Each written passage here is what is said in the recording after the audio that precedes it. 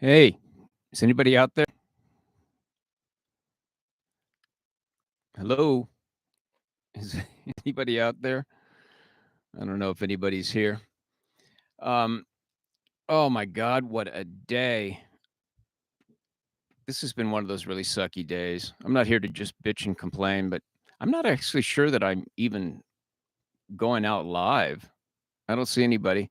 Somebody say hello. Uh, I'm not seeing anybody. Somebody say hello in the comments, or else I'll. Oh, there's a couple of people coming in. All right, man, Oklahoma. Hey guys,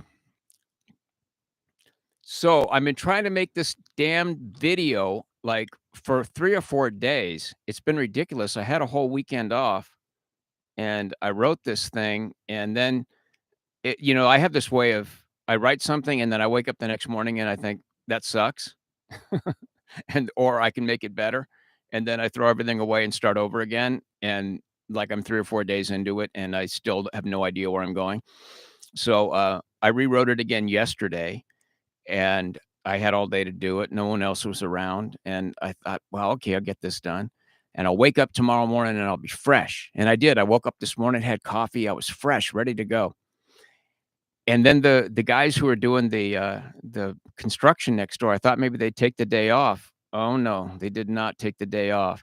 They started hammering away at about 8 o'clock, and so then it's been that all day long, and I was waiting around and rewriting and rewriting and doing all this stuff, and then, and I just was waiting. I thought, "Well, they'll go to lunch." They got here pretty early. They'll go to lunch at by noon for sure. They'll stop and go to lunch, and indeed, they did, and I was all ready to go, and I'm sitting here, and I've got the teleprompter set up, and I'm ready to make the video, and a helicopter started circling over my house, and it circled for 45 minutes, and when it stopped, the guys came back, and they're doing really, really loud stuff over there. They're tearing off stucco off of this garage at the moment, and they're cutting it with Sawzalls. They're going up the side. One guy's doing that, and then guys are, moving lumber around, and every time they move lumber around, they have to make sure that they drop a full length of 2 by 4, on the concrete, so it bounces a few times, and, you guys know how loud that is. It just was going and going all day long. Finally, at about 3 o'clock, after I just could not get this video made. I went for a long walk. I came back, got back. The guys are just kind of getting ready to leave. So I get in here, I get all set up again, and the wind starts blowing up. Man, I hear the tailgates all slamming and the guys taking off, and suddenly the wind is blowing like a mofo here. I've been at this thing since 7 this morning. Since, earlier than that, about 6 this morning, I started doing some more rewriting. So I've been at this thing for 12 hours and I've got nothing to show for it. So sorry, I'm bitching and moaning and complaining, but I haven't been producing anything and I've been trying and it's just frustrating sometimes. There's nothing that seems like I can say about certain things. And, that's the problem with this sort of political thing. When Donald Trump was our guy, there was always something to defend, and we started this channel basically to defend conservative values and to defend Donald Trump from the people who were always after him. I never really trained on how to be a guy who attacks the other side. That's just not my thing. And so, a lot of people are just saying, uh, there a lot of people are just saying, just here's another reason to hate Biden. Okay, here's another stupid thing Biden did. Okay, here's another day, another anti-Biden video. I don't know, man. I'm not wired that way. It's so negative. So I'm trying to do these values based things, and I found this good thing to talk about, and it was from a poll, and I broke it down, and I think I found some interesting stuff to say about it. But I've just had so little luck getting it done, and now I'm just burned out, So I just wanted to come on and say hello and let you guys know that I'm thinking about you, and I'm trying to produce something of interest, and I'm just not getting it done. So the other thing, somebody just said something that play something. I'll feel better. I have been playing all week and normally that does make me feel better, but this has been a strange thing because tomorrow is the funeral for my friend Mark Humphreys, who some of you know as Zane Bardwick. That's tomorrow. It's this his celebration of life, and I and one other person were asked to sing, to perform at the thing. And so I picked out a song. It's called Leap Day. And um, I've been working on it all week because I want to do it just like he did it and not do my own take on it, but do it so in such a way that people will remember him and think about it when I'm playing it. So I'm trying to get the guitar just like he did it and everything.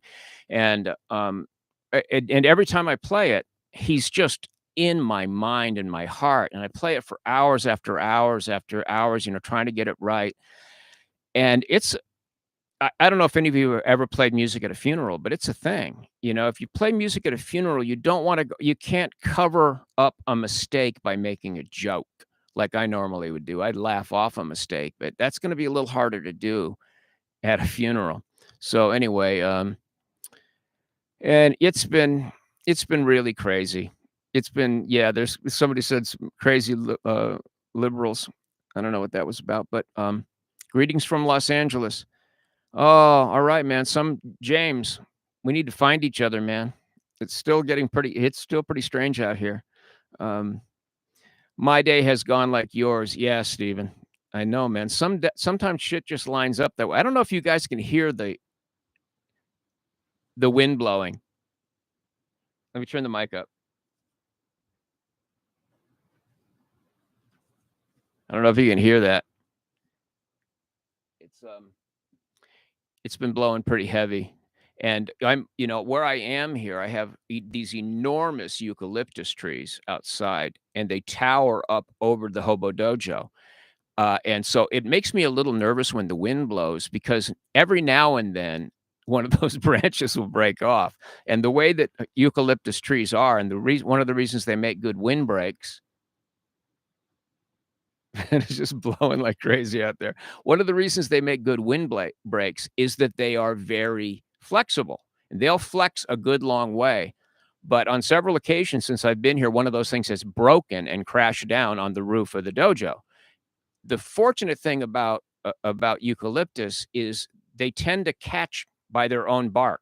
They'll break if they really are. It's got to be blowing really hard to get them to break, and then they'll fall over, but they'll stay attached at the top. So the leafy part hits the top of the dojo as opposed to it like completely breaking. And then I look up and there's a branch, the butt end of a branch coming through. They tend to fall over and the leafy part hits it. And the trees are so tall that where they break off way high. So generally I don't get smashed to pieces, but I'm right under these two enormous trees.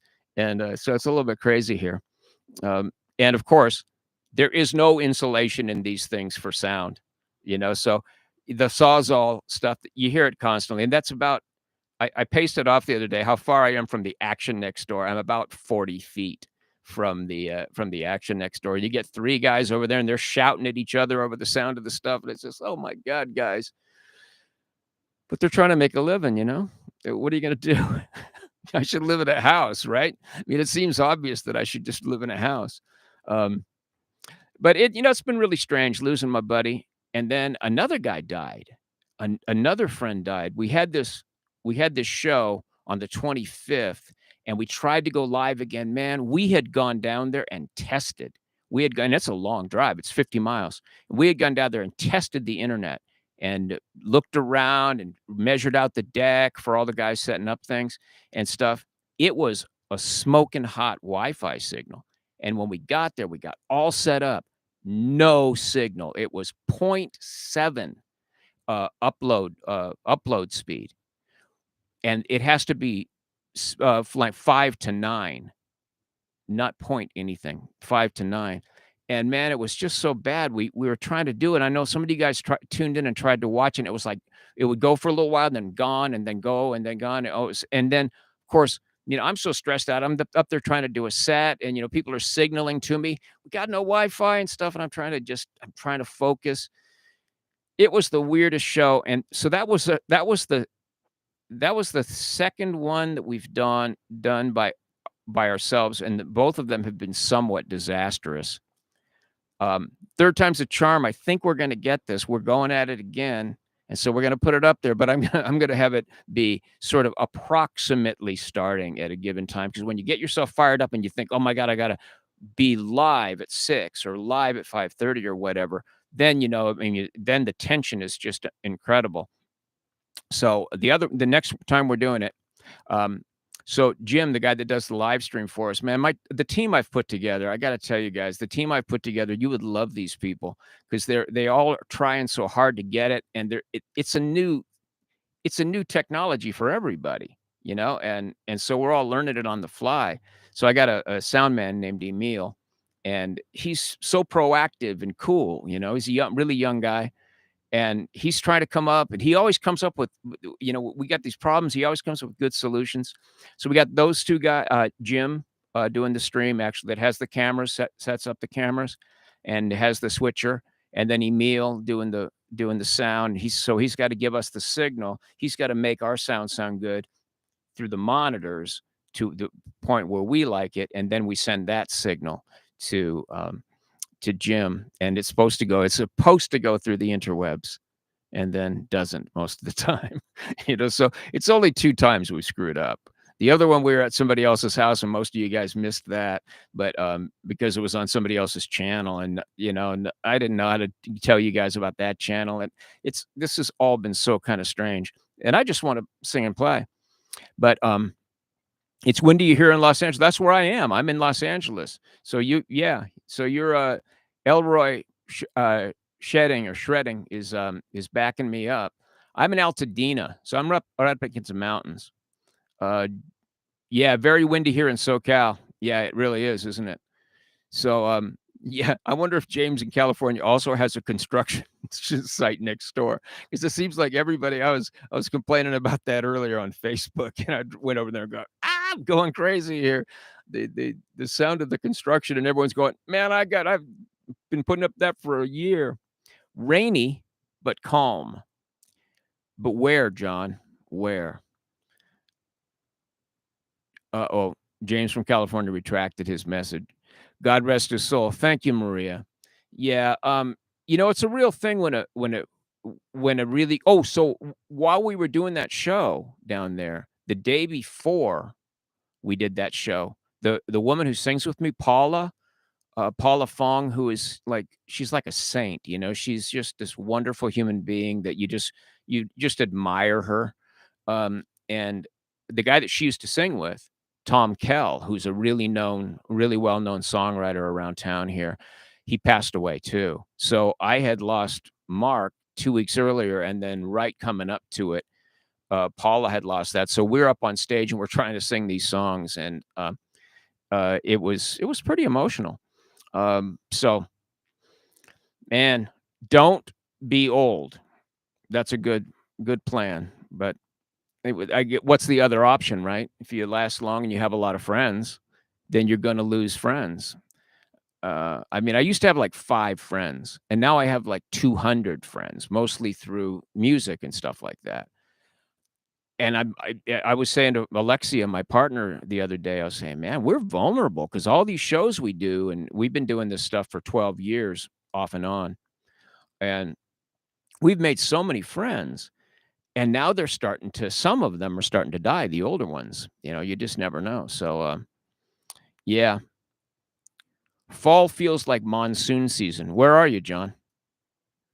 Um, so anyway, it's really nice of you guys to pop in and say hello to me. I wish I could hear your voices and just know that you're out there and stuff. I don't want to just sit here and complain and bitch and moan. Um, really, life has been pretty good. I've been in some depression. I don't know if any of you guys ever suffer depression.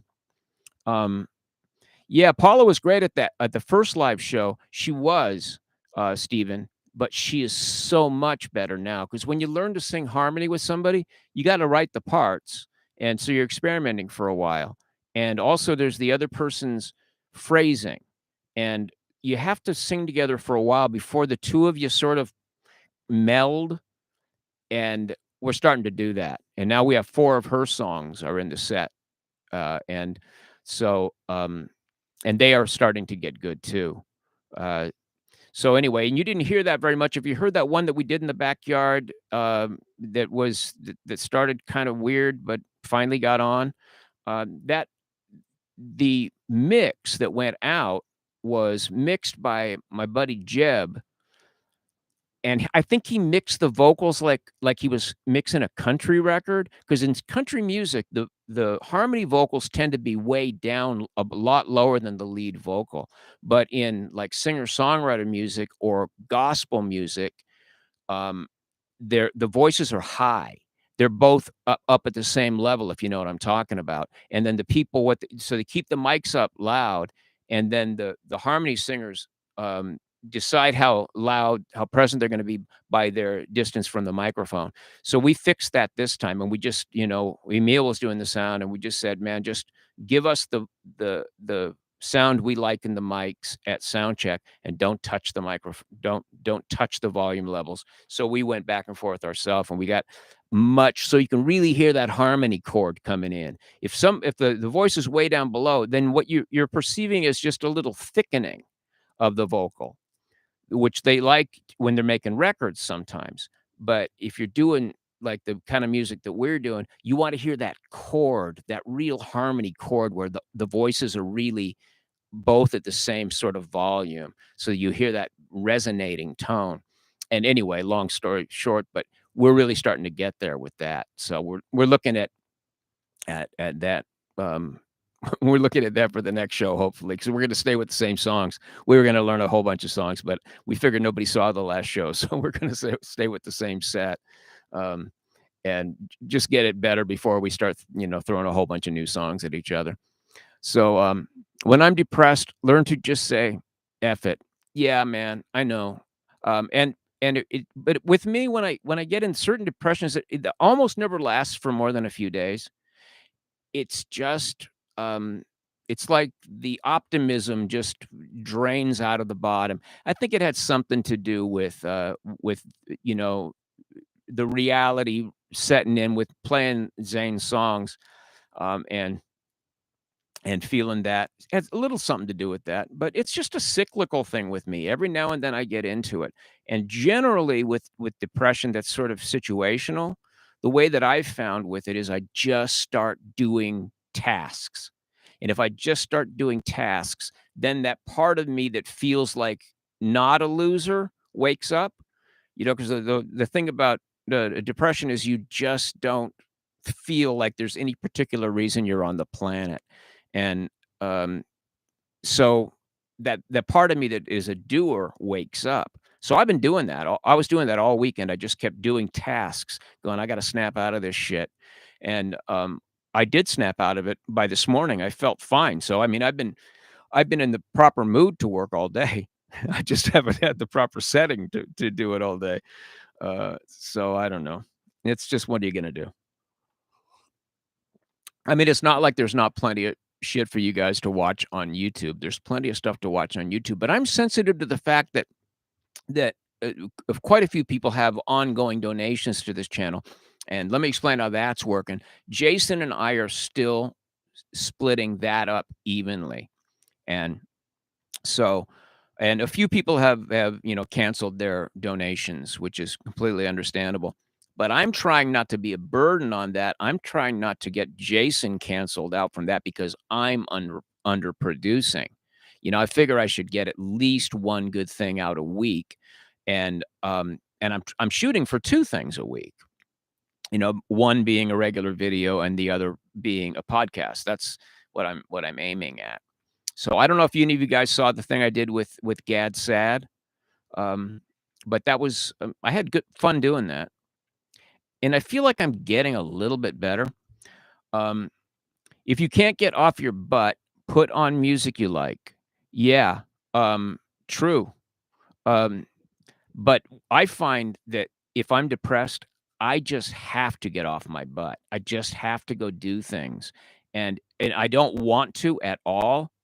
But I feel like if I don't, I'm just gonna I'm just gonna go down the hole. But truthfully, since I stopped drinking, I don't go down the hole for weeks and months at a time. I know that some people do, and they have my complete sympathy and empathy. I don't I don't go down the hole like I used to. Several times in my life, I was seriously contemplating suicide, but I had a dog at the time, Lucille, and you guys, some of you have been in this place where you go, I'm definitely doing it, man. I'm just gonna okay, I'm gonna take these. I had like a bag of, Placidils that I was gonna take. They're these big green horse pills that'll knock the crap out of you. I was gonna take those and chase it with whiskey. And so I had my exit strategy all put together, and I had even left a note for a friend of mine that he would find it. My best buddy at the time, Glenn, and I just thought I just can't do life anymore. It's just it was just too sad and stuff.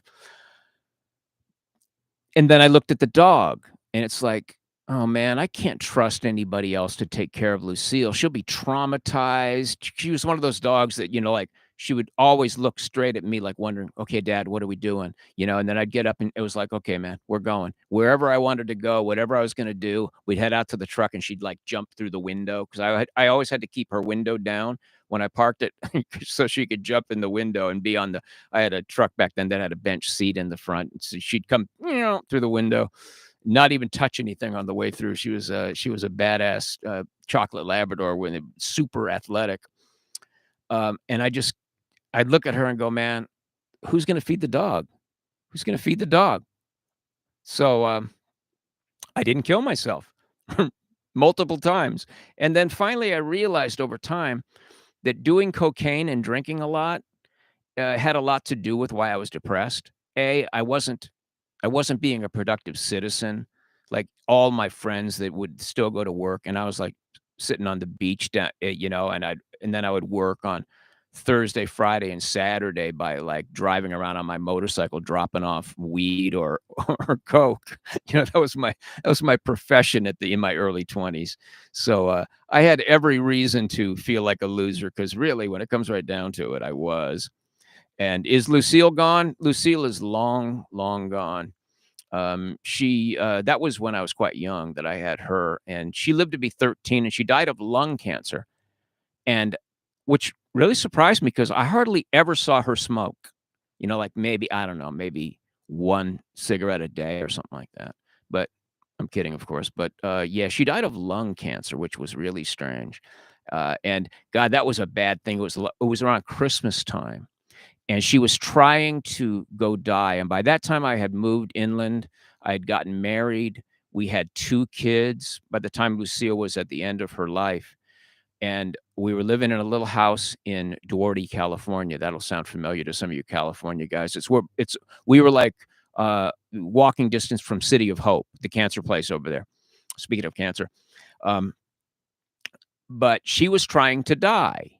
Lucille was trying to die because she was sick, and I wasn't she was already 13. I wasn't gonna, like, you know, try to, like, "Oh, let chemotherapy," what we weren't gonna try to save her because a Labrador is not gonna last much more than 13 anyway, and so it was time.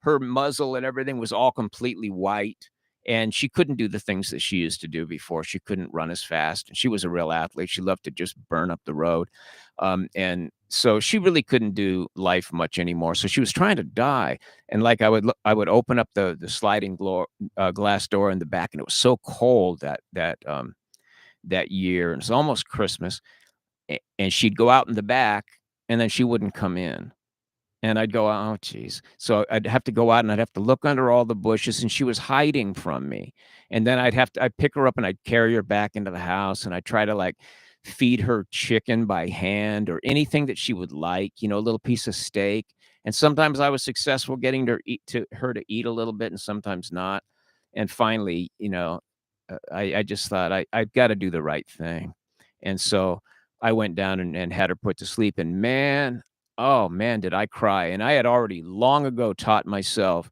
not to cry because I grew up in a Catholic school, and it was like Lord of the Flies, man. It was a constant male hierarchy domination struggle in Catholic school because we were separated, the boys' yard from the girls' yard, and, I think I mentioned this recently in a video, but Um, so it was this constant stress. You were either you were one of the guys that could beat people up and you were safe, or you were one of the guys that other people were like learning how to beat people up by beating you up. And I was small and I was always getting, like trashed and stuff. Um, I forget what was I saying? Oh well, I don't know. Doesn't matter.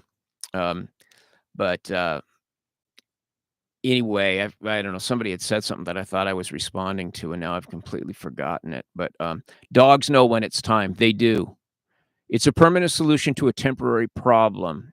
Gerald, don't do it. I guess you're talking back and forth to each other. Gerald, if you're on here, we'll talk about your thing. I just meant move out of CA. So Gerald's not talking about suicide. He's just talking about leaving LA. That's much better, Gerald. I'm glad that there's now see, that might be a permanent solution to a permanent problem, leaving LA. Oh man. So I don't know, man.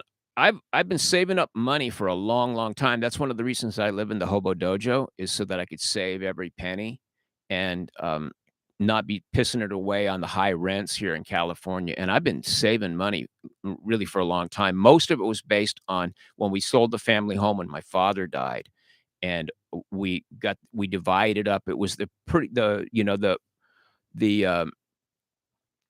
the house prices were pretty high in LA at the time. They weren't at the very peak of, like, the crazy, bubbles that come and go out here, but we got, like, $600,000 for that house. We split it up with the 5 kids and put a share of it in my mom's, to help her out, to in her bank account, and I got, like, 100,000 bucks, and I didn't spend a dime. I put it in the bank and just, like, I didn't know what to do with it because 'cause I'd never had any money like that before. I'd always just lived hand to mouth painting houses, except for when I was a half-assed drug dealer living at the beach and trying to kill myself. Um, so I moved out of Oregon to Idaho. Best move I ever made. Yeah, man, Idaho. I have a song called Idaho. I'll, uh, I'll play it to you guys one day. Um, so it's not a political song, but I forget what I was saying. Oh, I should just read comments.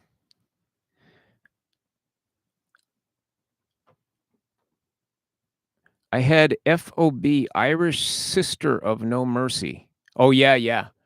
Yeah, the Sisters of No Mercy. That's what it was, the nuns. Uh, they were pretty badass. Um, hope you're getting some interest on your money. I am. Well, I didn't. I didn't for the first year because I was just laying back. I'd never had money. I didn't know what to do with it.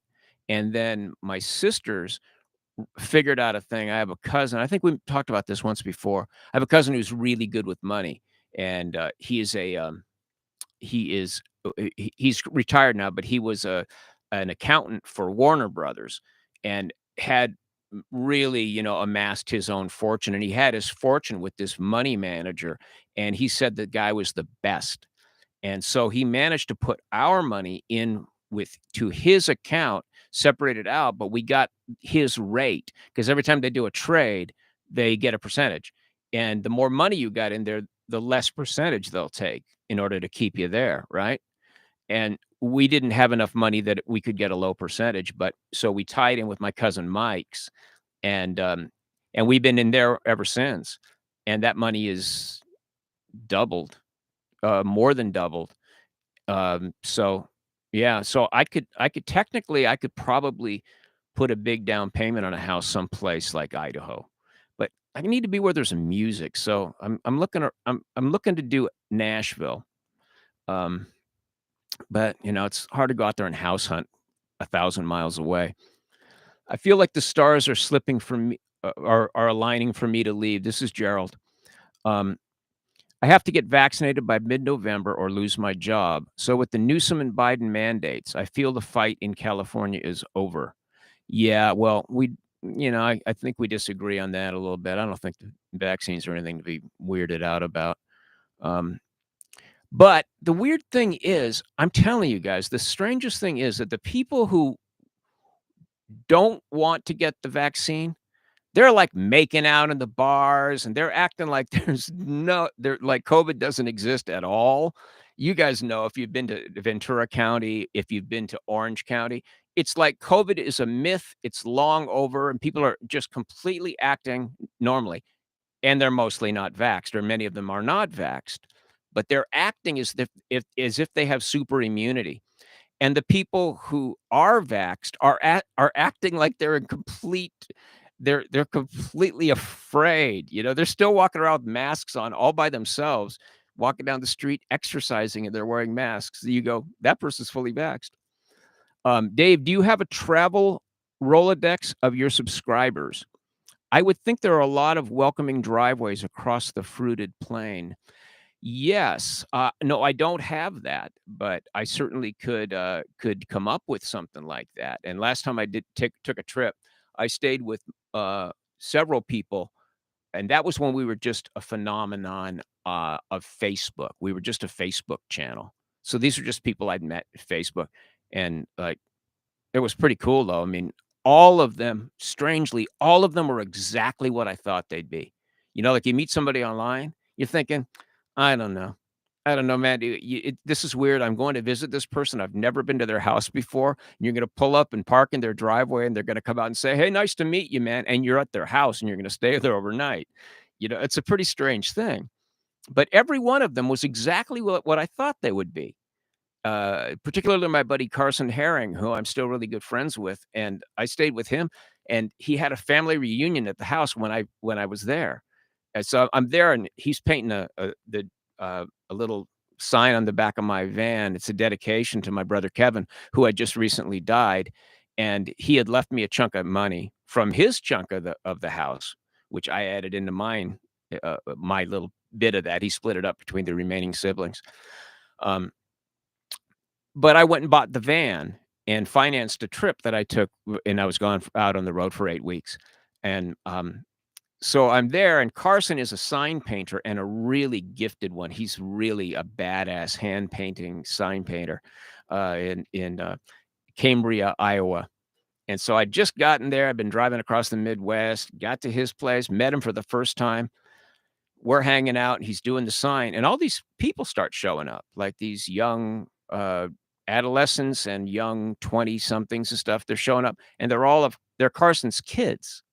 And so I'm saying, "Dude, what's going on?" And he goes, "Oh, all my kids are coming over." And some of them were setting up tents in the backyard. They were putting up tents in the backyard. So they were all gonna, like, camp in the backyard. And so before you know it, there's, like, pulled pork or barbecue or whatever it was, and everyone's eating. And so, I mean, basically I said, "Well, I'll get out of here because I know you got a thing going." And he goes, "No, no, you're family." And so I stayed, talked with all of his kids, and slept in my van that night in the driveway. And all the kids were like, I could look out the window and see all these little tents with little lights going on inside. And he has 8 kids, and every one of them is unique, completely unique. Like they're all cool in their own specific way. And that was worth the price of admission for that whole trip. But everybody that I visited ended up being really cool. Um, I work in healthcare, had COVID, and am vaccinated. Everybody is going to get it, even if you're vaccinated. We haven't cured the flu or even the cold for that matter. Completely true. And I think what a lot of people don't understand about vaccinations is vaccinations only work within your body. So in order for a vaccination to work, it only works if you get it. So, because it's your immune system, it only offers protection if you get it. It doesn't go outside your body and zap COVID, coming at you. It has to be, and I had never really even thought about how vaccinations work, but of course they work by juicing up your immune system. So they don't stop you from getting COVID. They stop you from getting really sick when you do get COVID. But of course, most of us, you get it and you don't get that sick. But I worry because a lot of you guys are young guys, and, it just bounce off you. But if somebody is 65 or 70 years old and they're carrying a lot of weight and they got diabetes and they got poor circulation and they've got, um, you know, some problems maybe with their heart and things like that, that it could take you out. It could take you out. And and I've tried not to nag anybody about it, but I worry. I worry. I'm not going to come on here and be one of those anti-vaxxer guys because there are a lot of guys that are saying don't vaccinate. Well, you don't know. You might be talking to an 80-year-old guy who has six comorbidities and COVID would kill him. I can't do that. I'm not going to come in and advocate to not take a vaccine that is freaking safe. I don't know what you guys are worried about. Anyway, um, but for some reason, yeah, vaccines show the guard dogs in your bloodstream what to attack. That's all they do. That's what they do. There's like an early warning system, right? That's fear the honey badger. Yeah, fear the honey badger is right. It's an early warning system. It just gives a heads up to your immune system so they get after it while it's still in your nose and throat and up there. It's when it gets down in your lungs that you start getting in danger because nobody dies of COVID. They die of pneumonia caused by COVID. The flu too. You don't die of the flu, the you die of your body's immune response. Pneumonia is an extreme immune response. That's what all that fluid is. It's your lungs trying to surround and all the virus so that you can then cough it out. But if it gets too out of hand, your own immune system kills you. So if he's 80, it'll definitely kill him. It could. And he might have another 5 years left in him. He might have another 10 years in him, and it just seems like and there's been this big a lot of talk lately about guys who are saying, "Well, I think natural immunity is better." And I say, "True, it might be better." And when I talked to Dr. Dowdy from Johns Hopkins, I asked him that question because you guys had prompted me to ask him that, and he said, "Well, it's strong, it's good, and studies lately have shown." I keep reading these studies. Studies recently have shown that at the 8-month mark, they had done a big study, and this included 600,000 people who had had COVID around the country, and they tested people, and their antibodies were still really strong at 8 months after having it. So you get no argument from me. If you have had immunity, if you have had COVID, you have good, strong immunity. And I think it's wrong that anybody should say you have to have vaccines if you have had it. The problem is the only way you get that immunity is by getting COVID.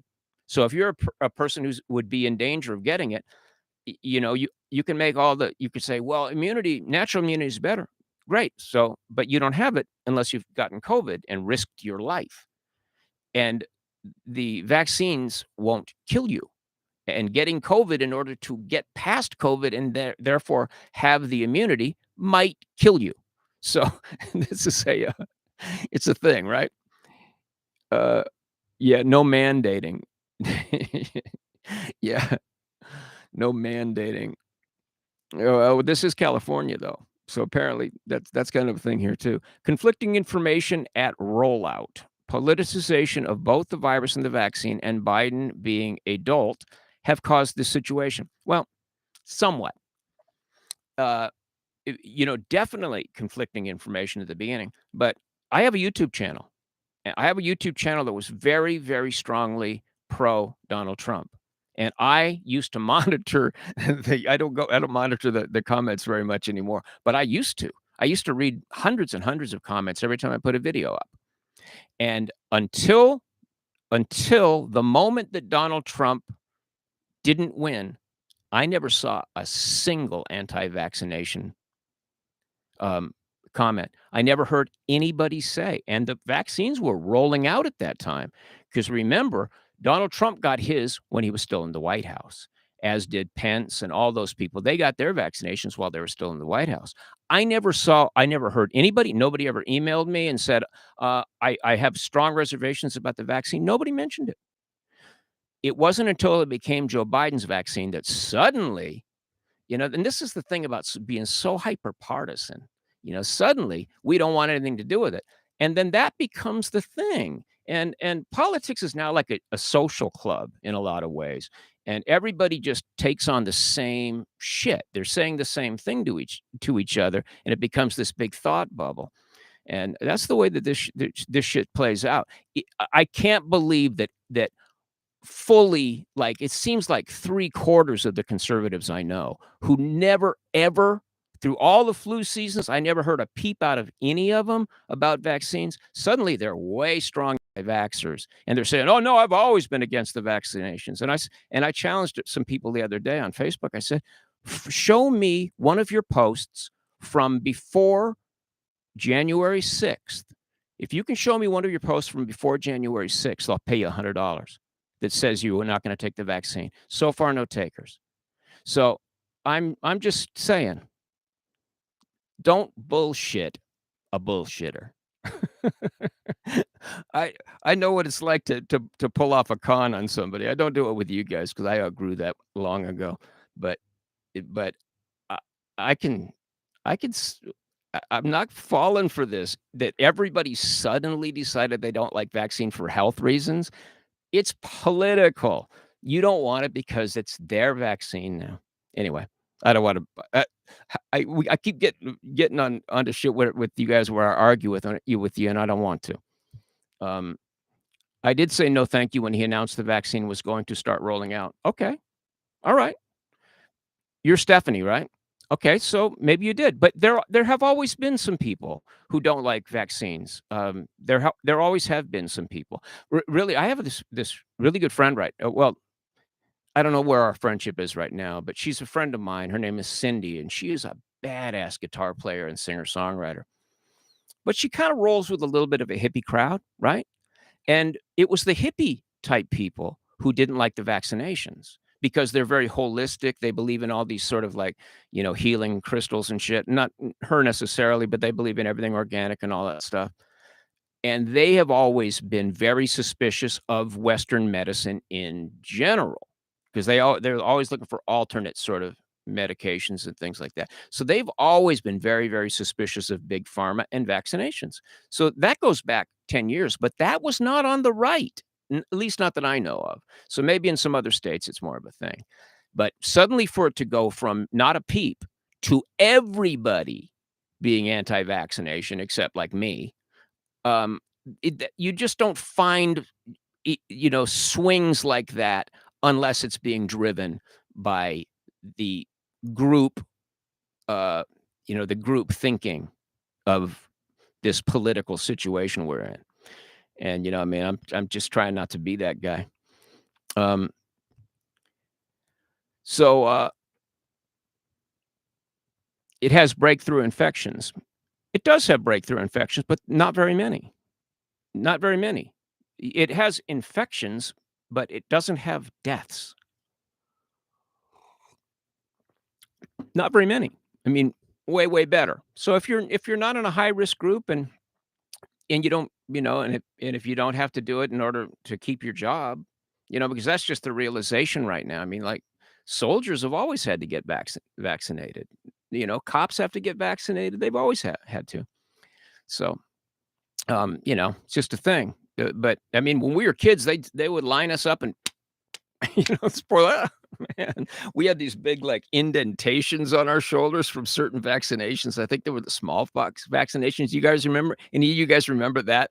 How there would be, like, that you get a shot, and then you had this thing about as big as a nickel, and it would be sort of depressed in your skin. All the kids had them. You know?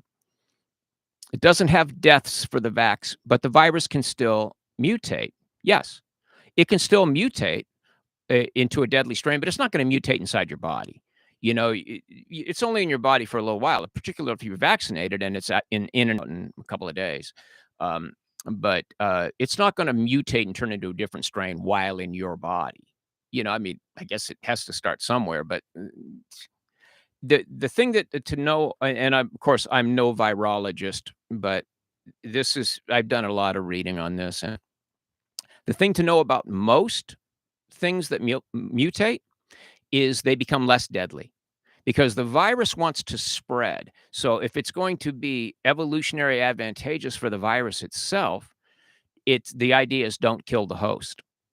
The idea is stay with the host long enough and the host feels well enough to be out there, coughing in other people's faces. So those viruses tend to last longer, and the ones that are very, very severe tend to kill the host and they die out. So viruses, as a rule, as a biological rule, become less deadly, not more. although you will get a more deadly strain sometimes, but it tends not to break out because people really know they're sick and they don't cough in other people's mouths as much. If they had told the truth about everything from day one, more people would believe them now, and we wouldn't be facing the pushback we have. Yeah, of course, Ed. But the thing is, it's Donald Trump's vaccine. It's not their vaccine. It's Donald Trump's vaccine. He was honest with us from the start. He was talking about everything. He was so this is a holdover from the Trump administration, but you're punishing yourself or you're advocating against it. And I just want you guys to make sure that you're in morally firm ground because I know some people, other YouTube guy that I know pretty well, and he is basically giving lip service to the anti-vaxxers, but he's had it and he's immune. And I think, well, think about the other people out there that aren't as in good a shape as you. You know, I fully know that me making a pro-vaccine video is going to cost me popularity online. I fully know that. And I fully know that it might not save anybody, but it might save one person. And if I'm weighing my popularity and are you guys gonna like me as much against there might be a guy out there that goes, "All right, Dave, you make a good case. I'm gonna go ahead and get vaccinated." Maybe that guy would have otherwise gotten sick and died. Who knows? And man, when you die, there's a ripple out effect, man. It's not just you. We don't own ourselves. We don't. We are owned by those around us who love us and want us to take care of ourselves. And man, I know now just to losing such a close friend and seeing Paula lose such a close friend, it's it's hard when somebody that you know and love and they're part of your life, they're part of the pattern of your life, and suddenly that whole big chunk of stuff is gone. I mean, there's like 50 times a week that I something will happen and I go, man, I got to tell Mark about this shit, and then it's like, oh, there's no Mark to tell about this anymore, and we've been buddies for a long time, man, and really close, and I wasn't expecting to not have him anymore, and I'm a little bit mad at him that he didn't take better care of himself. I'm not mad at him in the way that I don't love him, and I'm not mad at him in the way that I ever didn't love him because he didn't take care of himself, but I know that he's not here anymore because he didn't take care of himself, because he has his brothers and sisters, they're doing fine. His dad lived to be in his 80s. Just Mark he lived so fast. He was always pushing, pushing, pushing. He pushed himself, and he never met a steak that he would not consume. He loved the dessert tray. He just, he went 100 miles an hour and ate too much, and that's not a good combination. And finally, he just wore it out, man. The old pump in his chest couldn't keep up anymore. And, you know, so anyway, you got to think about your impact on other people, I think, in order to be fully in touch with your decision about what you're going to do about your life. To say, I'm going to ride a motorcycle and I have in the service of my own liberty, I'm going to go 100 miles an hour, and in the service of my own liberty, I'm not going to wear a helmet, and in the service of my own liberty, I'm going to, wear cut off jeans and a wife beater t-shirt.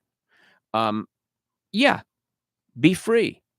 But when you fall off the bike and you tumble 300 times and you get a little brain damage and you lose most of your skin, somebody else is going to have to cope with that shit too. I'm just saying.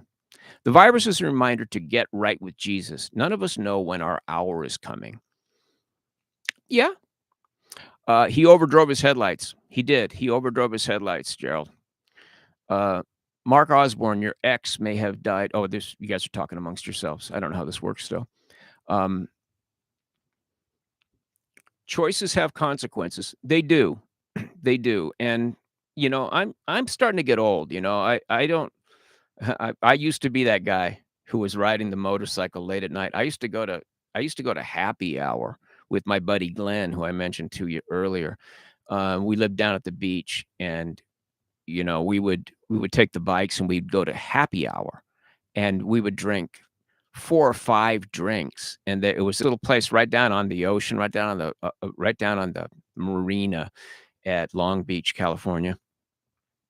And they had this great poo-poo platter, they used to call it, where you put out all this food, and there's, like, little potatoes and all this stuff to eat, and we would eat basically enough to consider it dinner while drinking these drinks, and we knew the bartenders really well, and they would always, serve us, overserve us, and then we'd leave on the bikes. No helmets, no gloves, half the time we were wearing flip-flops and shorts, and we would just blast through the streets.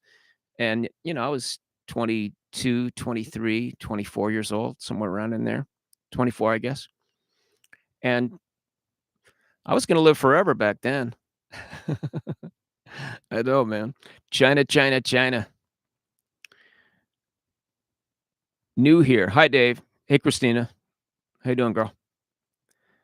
Sorry if I just being boring. If you're new here, it's probably even more boring. The truth is out there. I can't believe you are pushing the jab. You keep pushing the jab. I can't believe that you keep resisting it, you know? I mean, you know what? Why can't you believe did you do your research? Oh, yeah, man, I watched a bunch of videos. No, I got on the phone and talked for an hour and a half with an epidemiologist. So I've done a little research, you know? I've read a lot of stuff. I've read a lot of stuff, and I just can't find that this is anything other than Donald Trump's greatest triumph, and you guys aren't gonna let him have it. This is the weirdest. I have asked so many people about this. Okay, here's the question I'm gonna ask you. Answer me in the comments. So, if the vaccine is not a good thing, then Donald Trump fucked up, right? Donald Trump fucked up. And he's told you multiple times to take it. He took it himself. His whole family's taken it. Every single now, there were a couple of holdouts, but now every single Republican senator has taken them. They're all fuck ups. They're all know nothings. They don't have as good of information as you guys have because you listen to what? Brett Weinstein or something like that? I mean, so yes, he did. So Donald Trump fucked up. All right. No, he didn't. Wrong. Us too. What? I don't know. Wrong. So he didn't fuck up. So why then don't you take the vaccine? If Donald Trump was in office, there would be like these gaily colored tents everywhere with giant Trump vaccine banners on them. Y'all would be have your I'll take it twice. Give me an extra shot, and all the liberals would be, I'm not going near it. That stuff's tainted by the pussy grabber. I'm not going anywhere near it. That's the country we live in right now. We live in everybody's just reacting to each other instead of going, okay, here's the thing. Let me look at the thing itself. And I don't care if Nancy Pelosi takes the jab. That doesn't make me not take the jab. The jab's funny. I've taken a few jabs in my life. Usually they were left jabs. Hey, thank you, man. Grateful for your positivity and your pragmatism. Keep on keeping on. Thank you, brother. So anyway, I'm talking you guys' ear off, but you saved me from feeling that this was a disastrous day. Trump said it would all be over by Easter. Well, he did, and I made a lot of mistakes early on there too. Dave, I think you are assuming too much about why many aren't taking it. Yes, I am assuming that because I have access to tens of thousands of YouTube comments, or at least I used to, because now I am much, much less popular because I did not deny the fact that we lost the election. So I didn't deny that. So then, boom, I lost, tens of thousands of people then. And, Jason left the channel and all this stuff. But the thing is, I don't function by, I will tell them what they want to hear. That's never been my motivation. So I look at things, I make my own decision, I use my own common sense, I use my own blue collar logic, and I look at it and I go, okay, what is the chances that a whole shit ton of Democrats who would love for Donald Trump to have failed. What would be the chances that they would be taking this thing by the hundreds of millions? And so they must be going against their own political tribalism in order to get this vaccine. They must be very well convinced that it's safe. So anyway, what about the audits? I don't know about the audits. I don't know what audits you're referring to. It was over by Easter. This is a plandemic. Yeah, I mean, I thought you guys had mostly quit listening to me. You know, that I thought mostly I wasn't gonna have to do this shit all the time, you know? Why don't you support, personal choice? I do. I do support personal choice. When have I said anything else? Personal choice means you make up your own mind. I never said I'm going to wait, hold on there, Max. I'm gonna hold you down and I'm gonna jab you in the arm with some shit. I never said anything like that. But people are in these things where your brains, many of you, are working like a fucking toggle switch. You're going, okay, I'm over here, and that means absolutely no vaccine. Now, Dave said that he advised to take a vaccine because Dave looked it up and Dave claims that he is comfortable with it and Dave took a vaccine. Now you click me over and you go, now Dave is for forcing vaccines. I never said any fucking thing like that. I never went within a country mile of saying, I support you having to take the vaccine. What I support is you making smart and well-informed decisions rather than joining a giant fucking thought club, which most of you have done. You've joined a thought club, and the thought went from Donald Trump is president is going to win by a landslide, which is an absolute physical impossibility. It's a mathematical impossibility for for the minority party to win in a landslide. I was trying to communicate this to my dear close friends who are very, very bright, and they were predicting a landslide for Donald Trump, and I'm saying that can't happen. We're the minority party. It just can't happen. He could win, but there's no possible landslide. So it went from that to, okay, now the landslide was denied him through mass voter fraud in places like Arizona, which is absolutely a purple state, and Georgia, which is absolutely a purple state. I mean, it's the numbers. You look the numbers up; they're exactly even there. It's that was the possibility going in. You know, Fox News. I mean, they lost all these viewers because they just reported the news. You know, they just reported the news, and you know, I mean, it's life. As Ben Shapiro used to say, life doesn't care about your feelings. The world doesn't care about your feelings. Facts don't care about your feelings.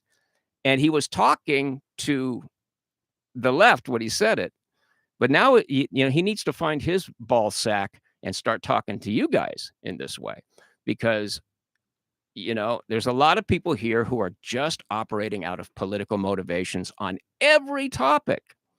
You are a shill. And what are you, Patrick? I'm not a shill for anything. I didn't bring this topic up. I came here to complain about my neighbors.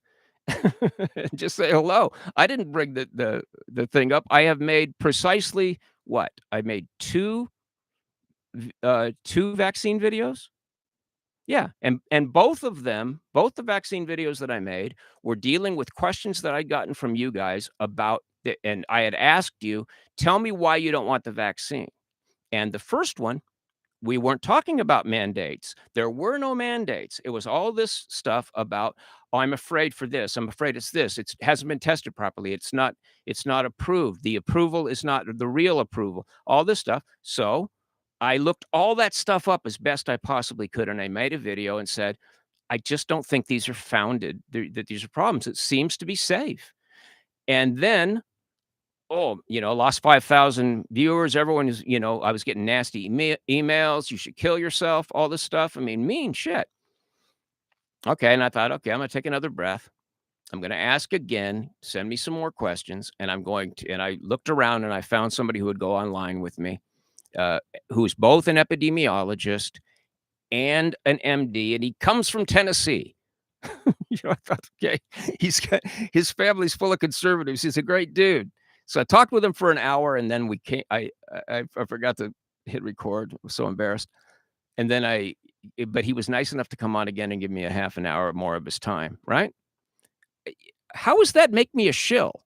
I'm just presenting the best facts that I can as opposed to just making shit up, right?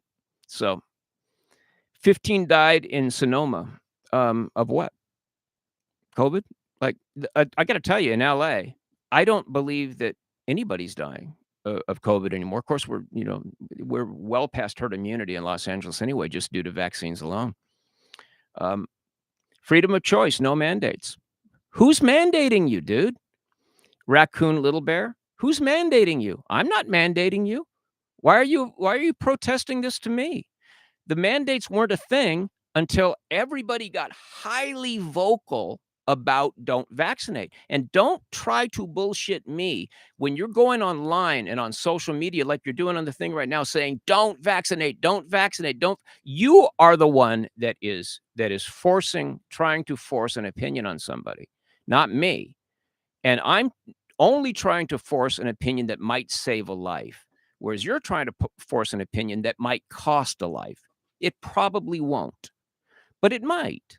There are people that are vulnerable to this shit. We've lost 700,000 people in this country alone and several million in the world. Yes, most of them were quite old. Most of them were quite infirm, but they still had people who loved them, and they wouldn't have died if they didn't get the cobes. So, anyway. The next music live stream is gonna be the 23rd, and that is going to be from Pasadena, California, and that, it's gonna be I'm really looking forward to it because, it's gonna be at my friend Alexia's house. She's a professor at I don't know if any of you guys have ever heard of Fuller Seminary School. It's one of the biggest seminary universities in the country, and been there a long time, and Fuller has bought up a lot of houses around Pasadena, and she was lucky enough as a professor there, they offered her this one house that came up for sale, and it's one of these situations where the university owns the land, and uh, but she owns her house. So when she decides to sell it, if she ever does, she needs to sell it back to Fuller or sell it through them to somebody else or whatever.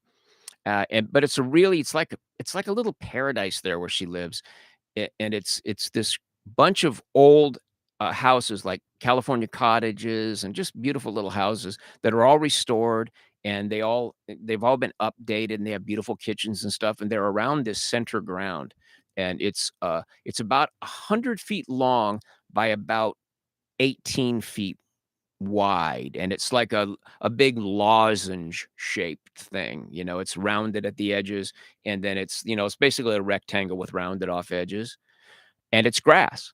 And so that's where we're doing our show. And we're gonna put the stage up, and we're gonna do our show there and bring a bunch of chairs and and no and for anybody that wants to come out, no COVID restrictions. Because before we had to do them, and people were mad at me because I did COVID restrictions, but I was doing shows in people's backyards, and they wanted the COVID restrictions, so I had to go by their rules because I was at their house. But we're doing it at Alexia's, and I said, "So what are we going to do?" And she goes, "We're just going to invite people, and if they want to wear a mask, they can." So that's how we're rolling here because Pasadena it's like almost 90% vaccination. It's over 90% have had at least one shot, and I believe I don't think I'm talking out my ass if I say 87% have had both vaccinations. So, anybody around Pasadena and anybody there in that little, village, they're all vaxxed, and they're probably also gonna be distancing knowing, Pasadena people. It's just they've come this far, they don't wanna get it now, but, I don't know. It's just gonna be a thing, we'll hang out, and then we'll do the song circle afterwards, so if you're a musician, bring the guitar out. Bring the guitar out. We're gonna get the music out of the way fairly early in the evening, and I'll be making my chili, and I make a big batch of chili every time we eat, so the best thing is, email me at dmorrisonmusic.com. Uh, oh, wait, dmorrisonmusic@gmail.com. D Morrison Music, all one word, D Morrison Music, all lowercase, @gmail.com. That's my Yeah, it's always on it's on almost all of my videos. If you just go look in the description, you'll find it. Um, and, yeah, just let me know you're coming so that we make sure we have enough food to feed everybody. Because that's the thing that we do. We figure if people get together and they break bread together, make friends, and, listen to some music, and then afterwards, we'll just circle the chairs, and anybody who's brought a guitar, they just sing, until the moon goes down, whatever. So, who cares? Yeah, who cares? I don't know. But, let's go Brandon. Who's Brandon? Somebody tell me who Brandon is, because 'cause I've been getting, somebody said, "Let's go Brandon." Who's Brandon?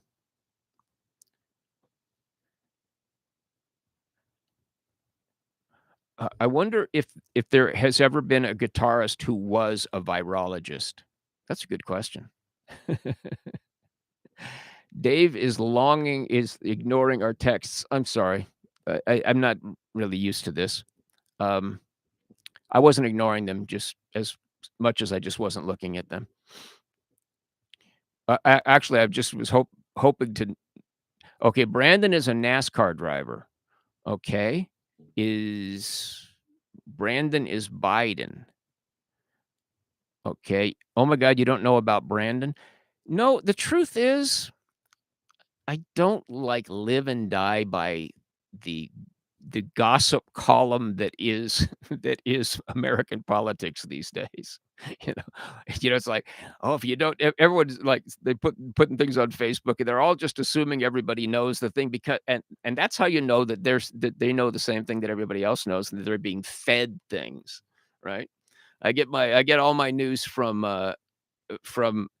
reporters who are independent reporters, and they send me their newsletters. Like I read Matt Taibbi um, and Isaac Saul, who's the best. You guys should read Isaac Saul if you really want to know what's going on in the world. I get David French's newsletter. I get the Dispatch. I get multiple things from Substack. I'm spending I'm spending almost $100 a month just to get unbiased news. So, but maybe that's why I'm too liberal for you guys now, because I'm not saying exactly the same thing that everybody else is saying. David French, yeah, David French is one of our most important thinkers, but he criticized Trump, so he has to be a rhino. You know? And that's the thing. You wanna because that's the thing about cults of personality, which the whole thing with Donald Trump totally became a cult of personality without question, because we came online right at 2017 got going, right at the beginning of Trump's presidency. Man, everybody used to criticize Trump and make jokes about him and laugh at him, and they go, "Yeah, but he's our guy. Yeah, he's a bit of a crude idiot, but he's ours." And then it got to the place sometime in 2018 where, man, you couldn't say our flawed a president has plenty of flaws, but he didn't collude with Russia. They would go, "Well, why do you say he has plenty of flaws? He doesn't have any flaws." That's how you know you've got a cult of personality on your hands, when suddenly all of the thing and David French talks about this. If you guys who don't know who David French is, he's one of the most important thinkers on the right, but he has been David Frenched. He is because he wouldn't stand down and support Donald Trump. He didn't support Donald Trump, and largely for religious reasons. He's an evangelical Christian, and so he's kind of tried to make the case to evangelicals over the years that this is not a guy of very high character. And I'm not as hard on Donald Trump by any means as David French is, but that's the way I read people. Like I disagree with Matt Taibbi a lot about a lot of things, but there's no braver reporter than Matt Taibbi. I don't agree with Isaac Saul about everything. I don't agree with David French about everything. I just have a lot of people that I'm reading, and many of them I don't agree with. One of my favorite guys, one of my favorite thinkers is a guy named Sam Harris, for instance. Sam Harris does not believe in free will, and it drives me crazy because he keeps making the case that there's no such thing as free will. And I'm going, how does he not see?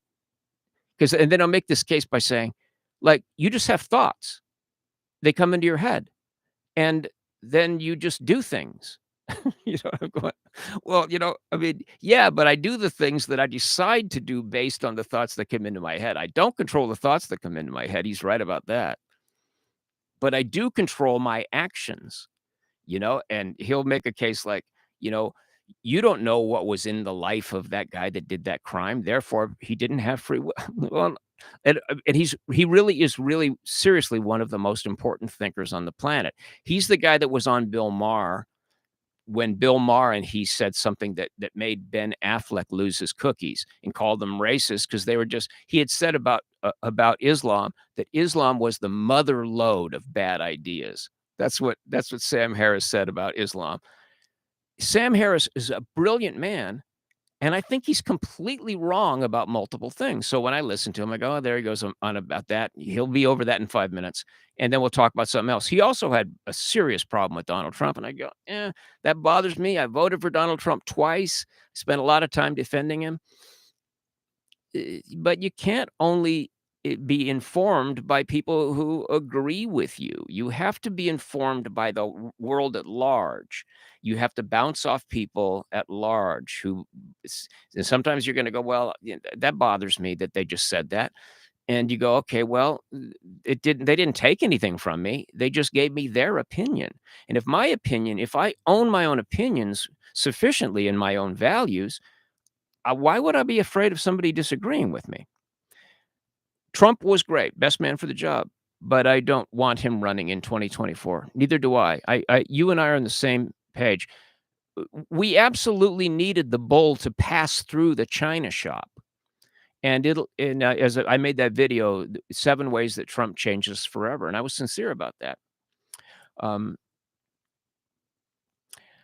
I like this, a complimentary thing. I'm like a pragmatic father figure who has led an interesting life. You deserve a lot more credit and attention because the world can learn a lot from you. Thank you, man. Mystic Nix.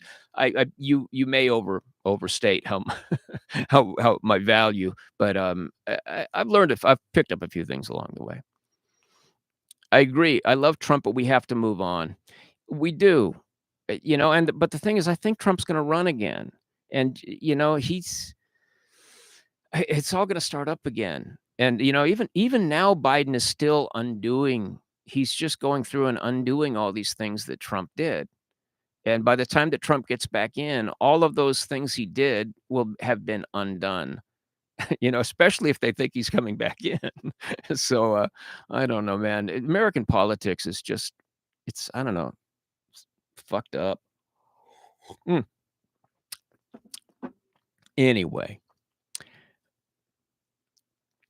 I also wish Trump wouldn't run in 24. That's good. I'm not that I'm saying that because you agree with me that that's good. I'm just saying that it's good that you, would, feel free to say that here. Yeah, let's stick with Biden. Yeah. What do you guys think about Biden? You know, I I think that we all agree that Biden was sort of a placekeeper. But I don't think that they have they I didn't think that they thought that he would pick Kamala Harris. Um, he got snookered into saying that he would pick a woman of color. I mean, that's what a panderer that guy is, he's like this guy who, he reminds me a little bit of a guy that has to pretend that he knows the latest songs on the radio when he hasn't heard any of them, but in order to seem cool, he has to pretend that he's keeping up and jiving on all the cool shit, like when he went on with Cardi B and acted like he listened to her music, and she's like this she's such a I don't know, she's such a degraded human being, and she gets an audience with the future president of the United States, and he kisses her butt? I mean, like, where are your values? So, I just think he's a typical politician, just as Amy said, and he's a terrible president. I agree. I don't think he's intentionally being a terrible president. I don't think he's trying to hurt anybody. I think he's mainly trying to pull his own shattered party back together, and but, he doesn't have the energy and he's not but I don't think that, Biden is the best president ever. Look how many Americans he has woke up to the sheer horror of our corporate state oligarchy. That's good. But, I'm sure he intends well, except the thing that always put me off of Biden, why, I wouldn't vote for him because he's a Democrat, and I don't go for their policies in general, but how he couldn't resist going out there even when he was in front and still calling Donald Trump a racist. I mean, there is 0 evidence that Donald Trump is a racist, and it's just the cheapest shot there is. It's like it would be like Donald Trump calling Joe Biden a pedophile, and I actually have people on my Facebook feed who do that. It's like, okay, that's just the lowest thing you can think. So you're just gonna try to now, I don't do that shit because I objected to it when people were doing that to Donald Trump, and I would if I knew any of you and people were telling lies about you around town, I would come to you and say, "This person's telling lies about you around town." And, we have to stop that. We have to nip this shit in the bud because rumors will get out and people start thinking that way about you. You're not supposed to bear false witness against your neighbor. And, I don't care if somebody is Joe Biden or Donald Trump, if he's being lied on, I won't support the person telling lies on him. I'm perfectly capable of disliking the presidency um, of Joe Biden without trying to make him be an evil man in my mind. Dave, have you ever considered doing voice work? You have an awesome voice for it. Well, thank you. I I kinda do voice work in some ways, but nothing for anybody else. I mean, I have a hard enough time just getting my own videos made. Biden came at the worst time because he is a person with no identity trying to solve problems for the most powerful country in the world that is in the middle of a huge identity crisis. That, Gerald, I you and I are gonna have to get together and have coffee because you're an interesting cat. That is really, really true. I had never thought about that in quite that way before. This country is in the middle of a huge identity crisis. Donald Trump, love him or not, he had an identity, right? And Joe Biden doesn't. He's trying to mirror everybody. Like, I don't know if you guys ever did this when you were young, but I grew up at a time when feminism was kind of ruling the roost. And so, um, and like all the girls were full of these feminist ideas. And if like you were afraid, God, am I supposed to hold the door for her? Or, am I supposed to ask if it's okay to kiss her? And guys were scared. And I was in my, early 20s and I wasn't all that confident with women in the first place. But we had all this stuff coming at us that supposedly women didn't like about males. So a lot of guys would try to mirror what the woman is like. She'd say something when oh yeah, me, and then we'd give like try to be kind of a woman back at her, right? And and that's what Joe Biden is doing. He's trying to mirror the country. So I don't know. Gerald could have done this better than me. Gerald could have done this better than me. I should shut up and let him explain his comment more. Okay, everybody, pay attention to Gerald.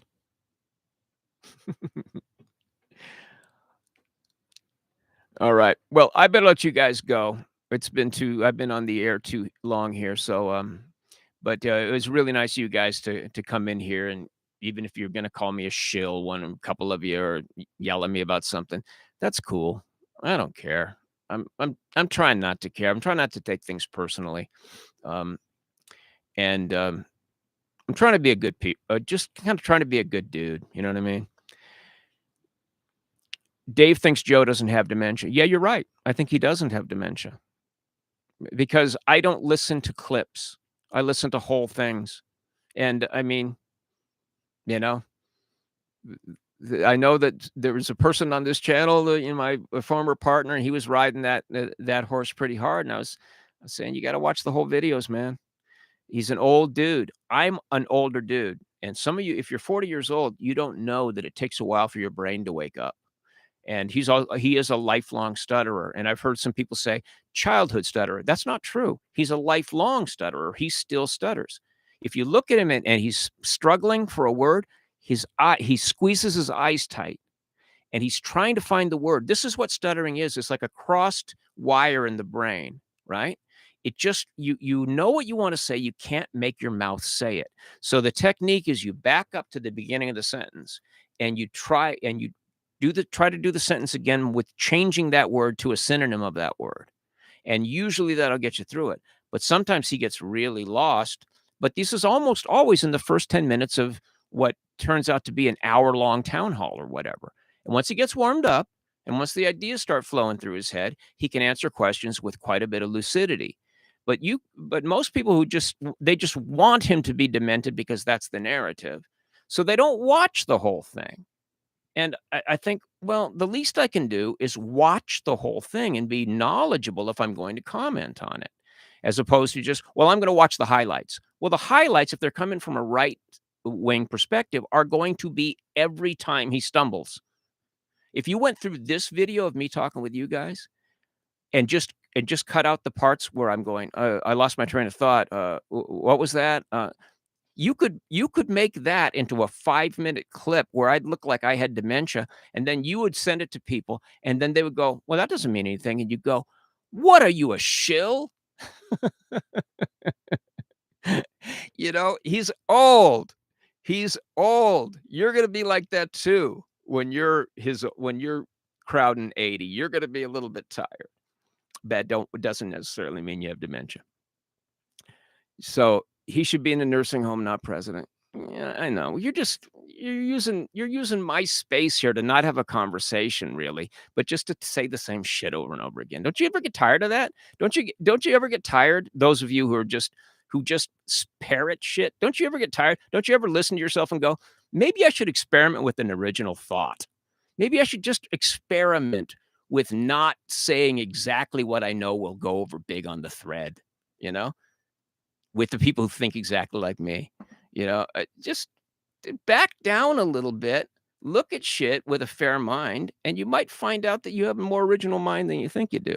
Anyway, Clown World. He never stuttered the 47 years he was in government. I think he probably did. You say he didn't? I think he did. I know that, I didn't really pay that much attention to him, but, I do know that the American Stuttering Foundation gave him an award and, for being open about being a stutterer. And I know what stuttering looks like, and I know that he does stutter. So maybe it's gotten worse as he's gotten older because everything else in your brain does. Um,